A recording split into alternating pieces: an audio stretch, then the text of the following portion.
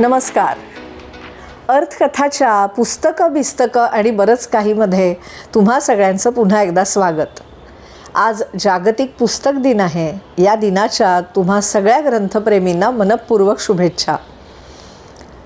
आपल्यासारख्या अनेक चोखंदळ वाचकांच्या घरामध्ये आपापला खाजगी पुस्तकांचा संग्रह असतो. आपण ती पुस्तकं शोधतो आणि ती पुस्तकं आपल्या कपाटामध्ये असली म्हणजे आपल्याला त्यांचा अभिमानही वाटत असतो. माझ्याकडेही अशा काही निवडक पुस्तकांचा संग्रह अर्थातच आहे. पण शेवटी पुस्तकं घेण्याला मर्यादा येतातच. किती पुस्तकं घेणार, त्यांना ठेवायला जागा कुठून करायची असे प्रश्न जसे मला पडतात तसे तुम्हालाही पडत असतील. आणि म्हणूनच आपल्यासारख्या वाचकांची पावलं वळतात ती ग्रंथालयांकडे. एकच कशाला 2-2, 3-3 लायब्रऱ्यांची मेंबरशिप घेतलेले, सदस्यत्व घेतलेले कितीतरी वाचक माझ्या परिचयाचे आहेत, तुमच्याही परिचयाचे असतील. आपण ग्रंथालयामध्ये जातो तेव्हा आपल्याला हवं असलेलं पुस्तक लगेचच आपल्याला मिळतं असं नाही. मग आपण त्या पुस्तकाचा शोध घ्यायला लागतो. ते पुस्तक नेमकं कोणी नेलेलं आहे, ते किती दिवसांनी परत येणार आहे याच्या पाठीमागे आपण लागतो आणि ग्रंथालयातल्या कर्मचाऱ्यांचा अक्षरशः पिच्छा पुरवतो. ते पुस्तक हातात आलं की आपल्याला सोन्याचा ठेवा गवसल्याचा आनंद होतो. मग ते पुस्तक आपल्याला आवडलेलं असू देत किंवा नसू देतही, पण ते पुस्तक आपण पटकावलं याचा आनंद मात्र कमी होत नसतो. पुस्तकांच्या मागे लागून आपण पुस्तकांचा जसा शोध घेतो ना, तसं कधीकधी पुस्तकं आपला शोध घेत आपल्या घरात येतात. खरं वाटत नाही आहे ना, पण मला काही पुस्तकांच्या बाबतीत हा अनुभव आलेला आहे बरं का. आणि तोच अनुभव आजच्या विशेष दिवशी मी तुमच्याशी शेअर करणार आहे.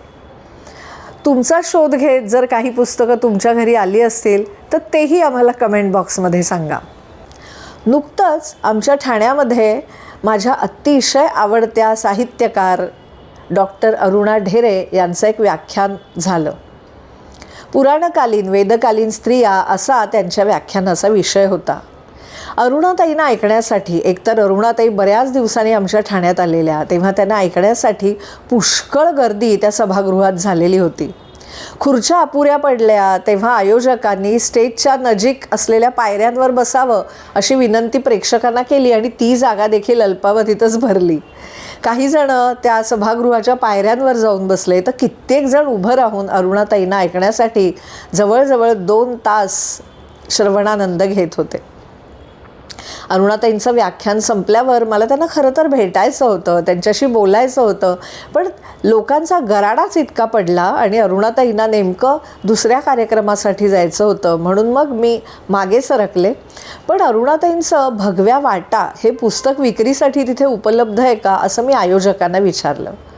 दुर्दैवानं त्यावेळेला ते पुस्तक मला मिळालं नाही. त्याआधी ग्रंथालयात चौकशी करून झाली होती. माझ्या 4ही ग्रंथालयांमध्ये मी त्या पुस्तकासाठी अक्षरशः पिच्छा पुरवला होता, पण ते पुस्तक मला सतत हुलकावणी देत होतं. त्यामुळे काहीसं वाईट वाटलं मला, पण म्हणलं ठीक आहे, मिळेल हे पुस्तक आज ना उद्या आपल्याला. आपण आपल्या मॅजेस्टिकच्या ग्रंथदालनात जाऊन ते पुस्तक विकतच घेऊन टाकू अशी मी माझ्या मनाची समजूत घातली आणि तिथून बाहेर निघाले. 2-3 दिवसांनी मला पुण्याला जायचा योग आला. पुण्याला माझा एक कार्यक्रम होता. तो कार्यक्रम झाला आणि मी माझ्या घरी यायला निघणार तर माझी चुलत बहीण मला तिथे भेटायला आली होती. माझी चुलत बहीण अतिशय उत्तम वाचक आहे. तिला माझ्या कार्यक्रमातलं माझं बोलणं, त्या कार्यक्रमाची संकल्पना इतकी आवडली की ती म्हणाली, मी तुला काहीतरी बक्षीस आणलं आहे. मी म्हटलं बक्षीस कशासाठी? ती म्हणाली, अगं तू इतका छान कार्यक्रम करतेस तर त्याचं ॲप्रिसिएशन, त्याचं कौतुक म्हणून मला एक भेट द्यायची आहे तुला. आणि तिने तिच्या पुस्तकातनं एका छानशा वेष्टनात गुंडाळलेलं एक पुस्तक मला भेट दिलं. मी ते पुस्तक पर्समध्ये ठेवलं आणि मग ठाण्याच्या दिशेने माझा प्रवास सुरू झाला. वाटेत वाचण्यासाठी मी 3-4 पुस्तकं घेतलेली होती, त्यामुळे त्या नवीन पुस्तकाकडे वळून न पाहता मी ट्रेनमध्ये माझ्याबरोबर जी पुस्तकं नेली होती ती पुस्तकं वाचत घरी आले. तिने भेट दिलेली वस्तू, ते पुस्तक मी माझ्या कप्प्यामध्ये, पुस्तकांच्या कप्प्यामध्ये ठेवलं आणि त्याबद्दल विसरूनही गेले. असंच एक आठवडा लोटला आणि मला आठवण झाली, अरे प्रीतीने आपल्याला एक पुस्तक भेट दिलं आहे. मी उत्सुकतेने गेले. ते अतिशय सुबक सुंदर वेष्टन मी उघडलं आणि माझ्याकडे पाहून हसणारं ते पुस्तक होतं, अरुणाताई ढेरे यांचं भगव्या वाटा. त्यावेळेला मला जो आनंद झाला ना, तो गगनात न मावणारा होता. ते पुस्तक आपण वाचलं पाहिजे, ते पुस्तक आपल्या घरी असलं पाहिजे, याची अत्यंत तीव्र इच्छा त्या पुस्तकाला कदाचित कळली होती. आणि तो संकेत म्हणूनच की काय, माझ्या चुलत बहिणीनी प्रीतीनी मला ते पुस्तक भेट दिलेलं होतं. असाच दुसरा एक प्रसंग सांगते. पुन्हा एकदा पुण्याला मी माझ्या एका मैत्रिणीच्या घरी गेलेली होते. ती अतिशय उत्तम सुगरण आहे. तिला बागकामाची आवड आहे. ती स्वतः उत्कृष्ट चित्रकर्ती आहे. त्यामुळे आमच्या गप्पा सहसा या विषयांभोवतीच रेंगाळत असतात. कधीकधी आम्ही यथेच्छ गॉसिप करतो आणि त्या सगळ्याची सांगता तिच्या हातच्या उत्कृष्ट कॉफी पिण्यात होते. माझ्या मैत्रिणीला म्हणजे दीपाताईला पुस्तकं वाचायला आवडतं याचा तोपर्यंत मला थांगपत्ताच लागलेला नव्हता. त्या दिवशी मात्र तिनं निघता माझ्या हातामध्ये एक पुस्तक ठेवलं आणि म्हणाली, अलका, हे माझ्या वडिलांचं पुस्तक आहे, तुला नक्की आवडेल, तू वाच. मी तिथल्या तिथेच अर्थात ते पुस्तक उघडलं आणि असाच आनंदाचा ठेवा मला गवसला. ते पुस्तक होतं सांज हा कविता संग्रह. दीपाताईचे वडील म्हणजे श्री गोविंद केळकर, बेळगावचे मोठे साहित्यिक. ते माझ्या प्रिय मैत्रिणीचे वडील आहेत हे तोपर्यंत मला माहीतच नव्हतं. ते पुस्तक उत्सुकतेनं मी दीपाताईच्या घरातच उभ्या चाळलं. दीपाताईंनी माझ्या हातामध्ये जे पुस्तक ठेवलं, जो कविता संग्रह ठेवला, त्या संग्रहामध्ये मला माझ्या भावना व्यक्त होतील अशी एक अत्यंत सुंदर रचना सापडली, जी अर्थातच तिच्या वडिलांची आहे. माझ्या अनेक साहित्यिक कार्यक्रमांचा समारोप मी कोणत्या शब्दात करावा हे मला गवसत नव्हतं.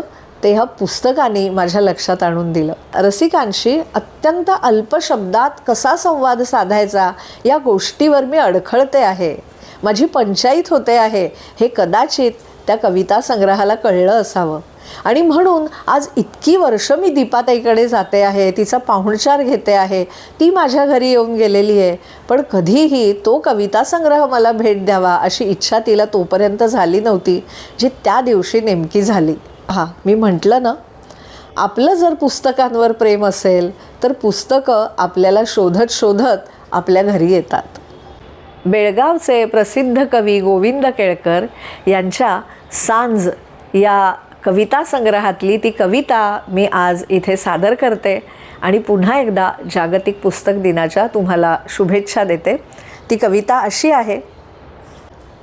आपण सारे रसिक कलासक्त, आपल्यातले अनेक जण लिहितात. कोणी कविता करतं, कोणी निबंध, तर कोणी ललितलेख, कोणी कथा लिहितं, तर कोणी कादंबरी. अनेक जण कविता करत असतात. कोणी चित्र काढतं, कोणी नृत्य करतं, कोणी शिल्पकलेत प्रवीण असतं. आणि ही सारी कला आपण का सादर करतो, तर ती रसिक प्रेक्षकांसाठीच. समोरून आपल्या कलेला दाद मिळाली की आपला जीव सुखावतो आणि मग रसिकांप्रती ऋण कसं व्यक्त करावं हे आपल्याला समजत नाही. सांज या कविता संग्रहात मला ती कविता गवसली, जी रसिकांप्रती ऋण व्यक्त करते. गोविंद केळकर म्हणतायत की ज्ञानियांच्या आणि तुकोबांच्या मराठी भाषेमध्ये मी माझ्या रचना करतो आहे. त्यासाठी माझ्याजवळ शब्द भांडाराशिवाय अन्य काहीच नाही. या दोघांचा आशीर्वाद, तुम्ही मला दिलेली दाद, त्यामुळे मला येत असलेला धीर हेच माझ्याकडचं वैभव आहे, माझ्याकडची धनसंपत्ती आहे. या अर्थाची ही कविता आहे. रसिकाग्रणी तुम्ही हो, सुचतात शब्द जैसे होते नवेच गाणे, सुचतात शब्द जैसे होते नवेच गाणे, पेठेत ज्ञानियांच्या खोटे ठरवून नाणे. दुसरे न जवळ काही तुमचाच धीर आहे, दुसरे न जवळ काही तुमचाच धीर आहे, आनंद हाच माझा, धन हेच थोर आहे. मी गाईलो कसाही तुमचीच दाद आहे, होऊ नये उणा मी याचेच भान आहे. तुम्ही भले भले हो हाती धराल बोट, मी धाकुलातयाने होईन मात्र धीट. तुम्हीच अग्रणी व्हा फुंकून ती तुतारी, तुम्हीच रसिकांना म्हणतायत तुम्हीच अग्रणी व्हा फुंकून ती तुतारी, येईन मागुता मी घेऊन एक तारी. साहित्य मंदिराची ती दूर दूर वाट, साहित्य मंदिराची ती दूर दूर वाट, श्रद्धा जपून येथे लावीन सांजवात. स्वानंद मेळवावा सहभाग देत घेत. रसिक श्रोत्यांप्रती शेवटी कलाकाराची काय भावना असते? स्वानंद मेळवावा सहभाग देत घेत, आपुल्यातल्या उण्याचा आपुलाच शोध घेत.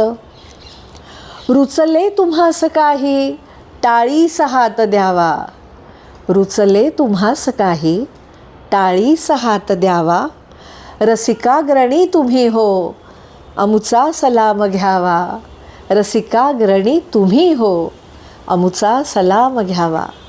कवी गोविंद केळकर. पहा, मी म्हटलं नव्हतं, मनामध्ये खरंच ओढ असेल, आस असेल तर पुस्तकं आपला शोध घेत आपल्या घरी येतात. हा अनुभव तुम्हाला आला आहे का? आम्हाला नक्की कळवा.